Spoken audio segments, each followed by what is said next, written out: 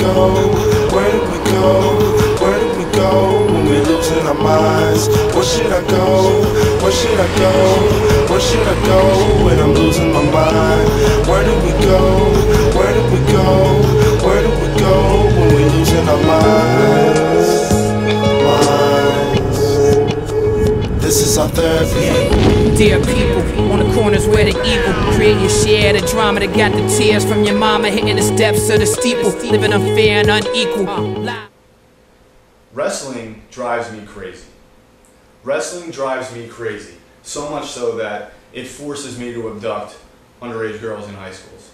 No, really, wrestling drives me crazy because there's so many opportunities, creatively, booking opportunities that are missed and overlooked and not capitalized on to build new talent. HBK came back and he said to essentially the Raw roster in general, who's been built on Raw since I've been gone for the past 6 months? And the consensus essentially was no one. Now, does anybody else see a problem there? Now, I'm not here to just bitch and moan about and complain about the WWE's errors and how that drives me crazy and how I would change a ton of things and how I could change a ton of things, hint hint. But wrestling makes me crazy in a positive light too, because it does something to me that nothing else really can do to me the way that it's consistently done for me since I've been a fan. And let me tell you what I mean by that. Maybe it's a feeling or a moment, and really real wrestling fans know that feeling when I was watching SummerSlam at the end of it, when CM Punk won the world title in that TLC match against Hardy, and the gong hits, the lights go black, everybody knows Taker's in the building, where is he? Lights go back on, CM Punk's holding the title high in the air, prouder than ever, cockier than ever, really building his heel. And what's below him in Jeff Hardy's place is The Undertaker. He gets goozled, chokeslammed, show fades to black. And that moment right there, that was how it drives me crazy because of how vulnerable I feel to feeling like a kid, And it still gives me that same feeling. And I guess that's part of why I love wrestling. But anyway, aside from wrestling driving me crazy,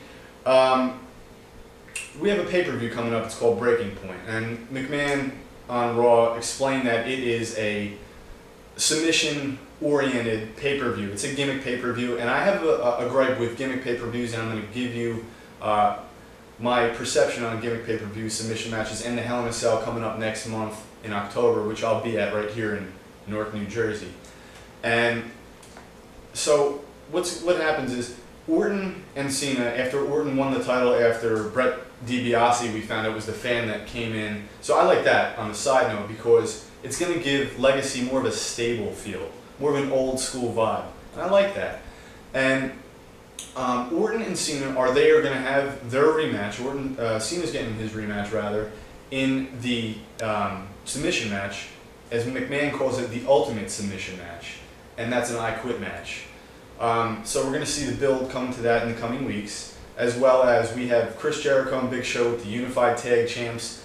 They are defending their tag titles against a newly formed team of MVP and Mark Henry. Floyd Mayweather made the match for the opportunity at Breaking Point for the titles if they won the match. They won the match maliciously due to outside interference, and anyway, whatever, they got their match. So they're kind of keeping the tag division alive. I like that. And we also have, after we see CM Punk eliminate Jeff Hardy from the WWE, his little tenure. But more importantly, we have a great feud, a WrestleMania-worthy feud of CM Punk in his best heel form versus The Undertaker in a submission match at Breaking Point. And, while I'm on ROH, guys, like Punk and his heel persona, there's huge news that I had to bring to you guys, and I'm sure the internet's been buzzing about it. The American Dragon, Bryan Danielson, from the ROH fame, Ring of Honor, he's the face of ROH for years. He just got signed to WWE for a developmental contract. He's in the E. He's in. And I'm going to make a bold statement right now. And this is a very bold statement coming from me and how much I feel about the industry. Bryan Danielson, I believe firmly, is the best active wrestler on this planet. And if you don't believe me, go YouTube that bitch and check out some of Danielson's compilations and tell me there's not holds that you haven't seen anybody do, let alone try to call it. This guy is the real thing. And how are they going to use him?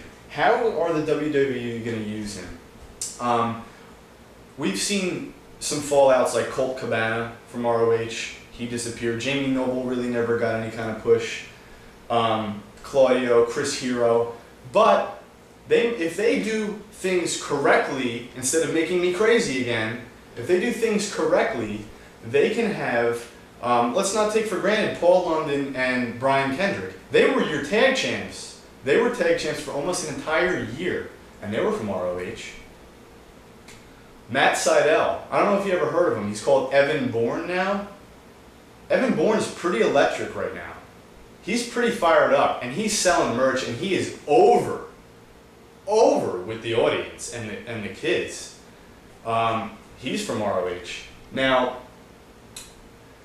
also, there's one other little guy. He just happens to be the world champion, CM Punk. So, and if there's any doubters out there, Bryan Danielson's the real thing.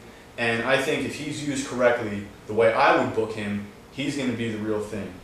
I don't want to go babble on about Bryan Danielson.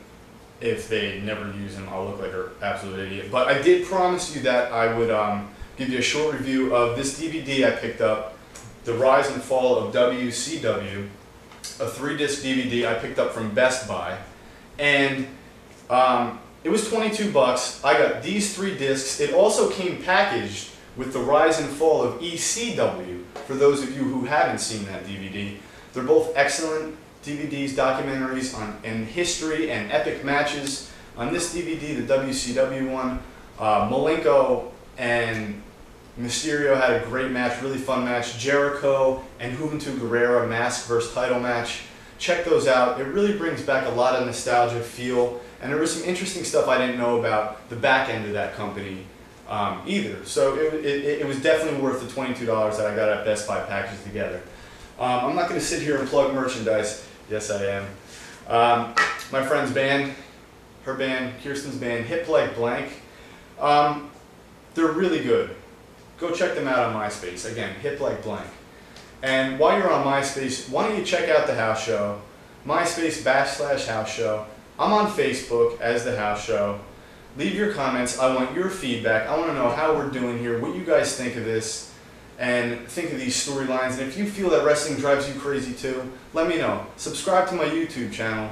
I'm the House Show. Search for it. You'll see it out there. Until next week, I'm going to leave you with an angelic ending. See you next week. I'm Lou Rinaldi, House Show. Where do we go? Where do we go when we're losing our minds? Where should I go? Where should I go? Where should I go when I'm losing my mind? Where do we go? Where do we go? Where do we go when we're losing our minds? This is our therapy. Yo.